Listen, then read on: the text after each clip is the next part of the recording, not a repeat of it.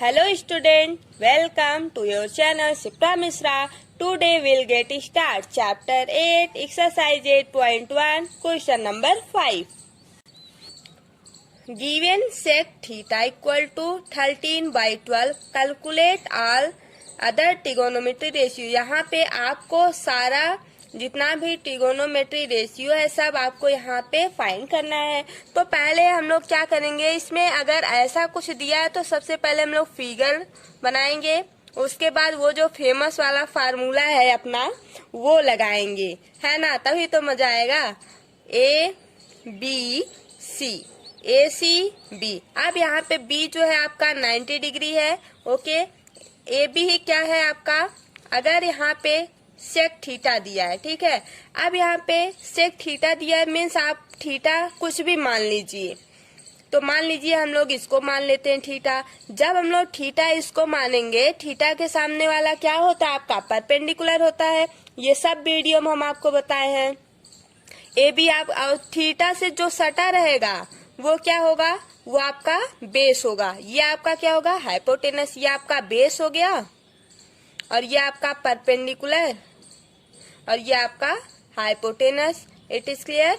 अब यहाँ पे आप लोग क्या करेंगे, यहाँ पे बोला है सेक थीटा, तो फिर से फार्मूला हम लोग चिपकाएंगे। कौन सा, पंडित भद्री प्रसाद हर हर भोले। ये आपका फार्मूला है जो कि इम्पोर्टेंट है। अब यहाँ पे देखा जाए सेक है मीन्स कॉस का उल्टा होता है, तो यहाँ पे h बाई बी आएगा। h बाई बी ये आपका क्या होता है, सेक होता है। सेक थीटा का क्या होगा, h बाई बी। h आपका क्या है, हाइपोटेनस है, b क्या है, बेस है। तो हाइपोटेनस यहाँ पे 13 है और बेस आपका क्या है, 12 है। तो अब यहाँ पे हाइपोटेनस मीन्स ये 30 हो जाएगा, सॉरी 13 हो जाएगा। अब बेस यहाँ पे आपका 12 हो जाएगा। आपको निकालना क्या है, BC फाइंड करना है ना। आपको क्या फाइंड करना है, BC फाइंड करना है। तो अब आप लोग BC कैसे फाइंड करेंगे, फिर से वही फार्मूला, कौन सा, Pythagoras theorem. Using by Pythagoras theorem से हम लोग क्या फार्मूला क्या होता है, बोलिए, AC square equal to AB square plus BC square. AC square ये हो गया, ये बड़ा वाला है तो इसको अलग रखेंगे, इसको और इसको दोनों को जब जोड़ेंगे तभी इसके इक्वल होगा। क्लियर। अब यहाँ पे आप लोग क्या करेंगे, AC स्क्वायर है तो AC आपका क्या है, 13 का स्क्वायर है। अब यहाँ पे AB है तो AB किसका स्क्वायर है, 12 का स्क्वायर है। अब यहाँ पे BC क्या है, BC कुछ नहीं है तो BC हम लोग ऐसे ही लिख लेते हैं। अभी इसका स्क्वायर करेंगे कितना आएगा, 169 आएगा, माइनस इस यहाँ पे प्लस है, इधर इसको लेके आएंगे 144 हो जाएगा। यहाँ पे BC स्क्वायर है तो इसके ऊपर अंडर रूट लगाते हैं और यहाँ पर BC लिखते हैं, क्योंकि फाइंड क्या करना है, BC। क्लियर। BC फाइंड करना है। अब यहाँ पे कितना आएगा, 25 आएगा, है ना। 25 मीन्स रूट से बाहर निकालेंगे तो 5 आएगा। अब यहाँ से BC आपका क्या आया, 5 आया, है ना। ये फाइंड हो गया। अब आपको निकालना क्या है, sine theta, cos theta, tan theta, cosec theta, sec theta, निकला है कॉट थीटा। तो अब इस वाले फार्मूले से फटाफट हम लोग निकालते चले जाएंगे। साइन थीटा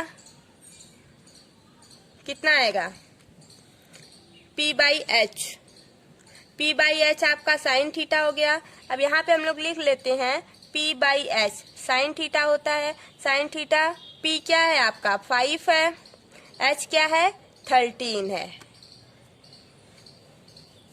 कॉस थीटा क्या होता है, B बाई एच होता है। अब B क्या है यहाँ पे 12 है, H क्या है आपका 13 है। अब आपका tan निकालना है, tan थीटा क्या होता है, P बाई B होता है। P आपका क्या है 5 है, B आपका क्या है 12 है। अगर आपको नहीं आ रहा है तो आप साइन थीटा है तो कॉसेक थीटा कैसे करेंगे, जस्ट इसका उल्टा कर देंगे। क्यों, क्योंकि जब हम लोग साइन थीटा रहता है, sine theta equal to 1 by cosec theta, फिर सेक थीटा रहता है तो हम लोग क्या लिखते हैं, 1 बाई कॉस थीटा, या कॉस थीटा रहता है तो 1 बाई कॉसेक थीटा लिखते हैं, है ना। तो यहाँ पे साइन थीटा है ना, साइन थीटा है। जैसे यहाँ पे साइन थीटा है और हमको क्या निकालना है, कोसेक थीटा निकालना है, तो 1 कोसेक थीटा यहाँ पे लिख दिए।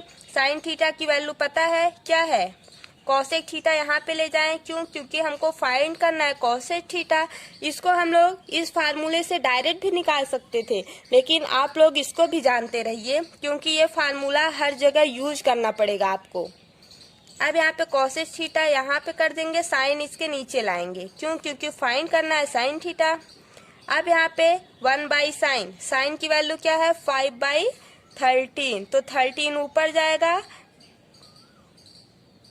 नीचे बचेगा क्या 5।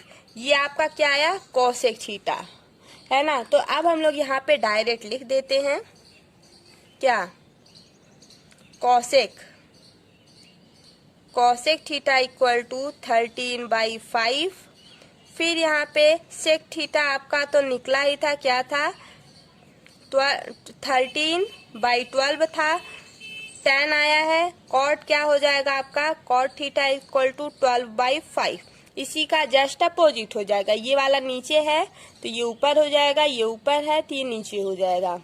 क्लियर, कोई प्रॉब्लम, एनी प्रॉब्लम है तो आप लोग पूछ सकते हैं, है ना। तो thank you guys, all the best, आप लोग ऐसे पढ़ते रहिए, है ना। Thank you, bye bye, take care. आप लोग हमारे वीडियो को लाइक करिए, शेयर करिए एंड सब्सक्राइब करिए। और आपको कोई भी प्रॉब्लम है इस चैप्टर से या फर्स्ट चैप्टर से तो आप पूछ सकते हैं। और हाँ, जो लोग कमेंट करके बताते हैं आपका वीडियो बहुत अच्छा बना, वो लोग, उन लोगों को बहुत बहुत धन्यवाद, थैंक यू।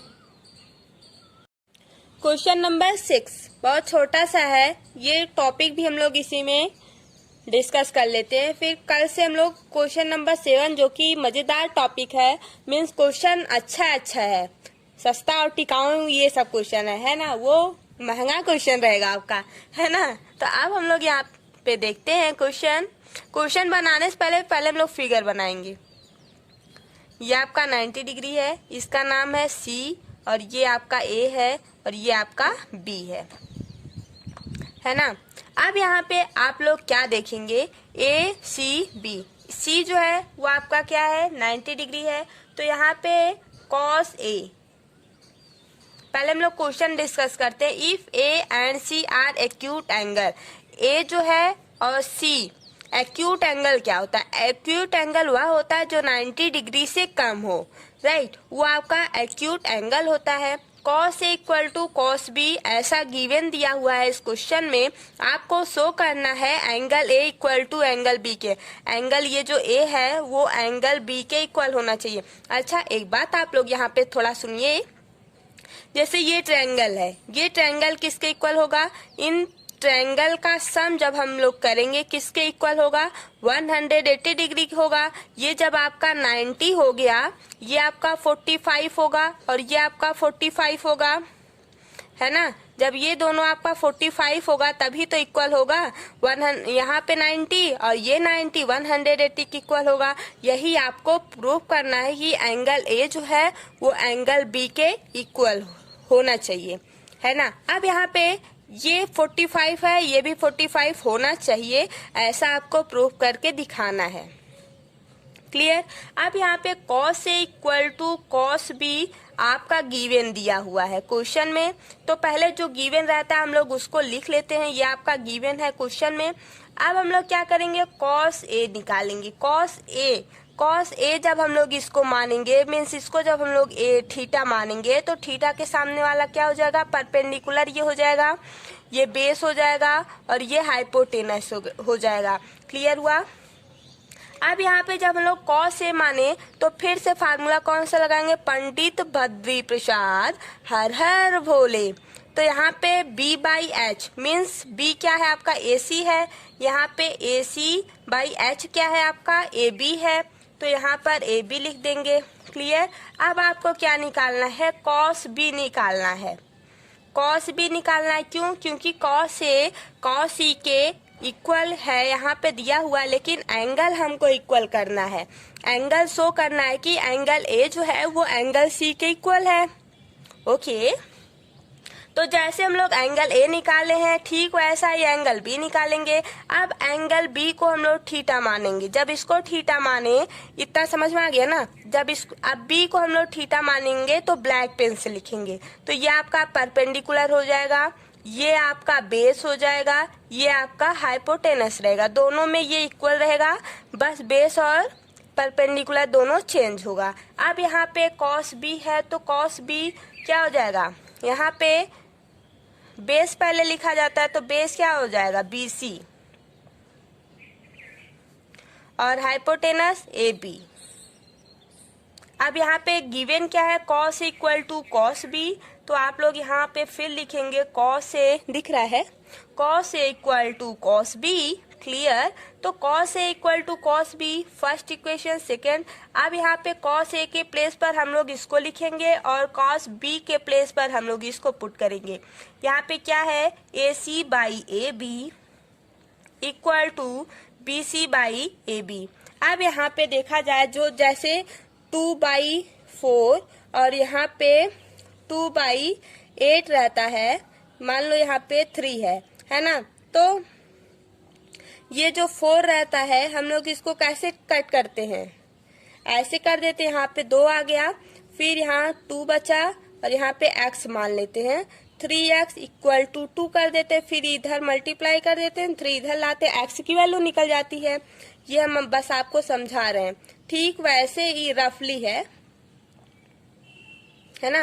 अब यहाँ पे वैसे ही ए बी जो है वो ए बी से कैंसिल हो जाएगा, बचेगा क्या, ए सी इक्वल टू बी सी। जब यहाँ पे ए सी, ये ए सी जो है वो किसके इक्वल हो गया, इस बी सी की इक्वल हो गया, तब आप यहाँ पे कह सकते हैं कि एंगल ए जो है वो एंगल बी के इक्वल हो गया। क्यों, क्योंकि यहाँ सी और यहाँ सी दोनों में सी कॉमन है, तो एंगल ए और angle C, sorry angle A और एंगल बी जो है वो इक्वल हो जाएगा। कैसे इक्वल होगा, opposite angle to equal side are equal. Opposite angle है, यहाँ पे देखा जाए अपोजिट एंगल है तो इसका इक्वल हो जाएगा साइड। It is clear. अब आप लोग यहाँ पे लिख सकते हैं क्या, angle opposite to equal side are equal. I hope आप लोगों को अच्छे से समझ में आ गया होगा। कोई प्रॉब्लम है तो आप पूछ सकते हैं। है, एक बार फिर से रिवीजन हो जाए। ए बी सी, सी आपका 90 डिग्री है, आपको प्रूव क्या करना है, एंगल ए जो है वो एंगल बी के इक्वल है। तो एंगल ए को जब हम लोग थीटा माने थे तो परपेंडिकुलर आपका ये था। क्यों, क्योंकि थीटा के जस्ट सामने आपका परपेंडिकुलर होता है। ये आपका परपेंडिकुलर हो गया, ये बेस और ये हाइपोटेनस। फिर यहाँ से हम लोग कॉस ए निकाल लिए, ये आ गया। कॉस बी हम लोग क्या किए, जब कॉस बी इसको मानेंगे तो बी से सटा हुआ आपका बेस हो जाएगा, बी से सामने वाला आपका परपेंडिकुलर हो जाएगा जो कि ब्लैक पेन से लिखा गया है, और हाइपोटेनस सब में इक्वल रहेगा। ये आपका निकल गया यहाँ से। फिर cos A cos B equal है, ऐसा गिवन था आपके क्वेश्चन में। फिर यहाँ पे ये जो कॉस ए की वैल्यू यहाँ से आई, कॉस बी की वैल्यू हम लोग इक्वल किए, दोनों में सेम था। ये रफली हम आपको समझाए हैं। ए बी से कैंसिल हो जाएगा, ए सी इक्वल टू बी सी हो जाएगा। ए सी जो है आपका कॉमन हो जाएगा, कॉमन एंगल है, और angle A equal to angle B हो जाएगा क्योंकि opposite side are opposite equal angle. It is clear. Thank you guys, bye bye, take care.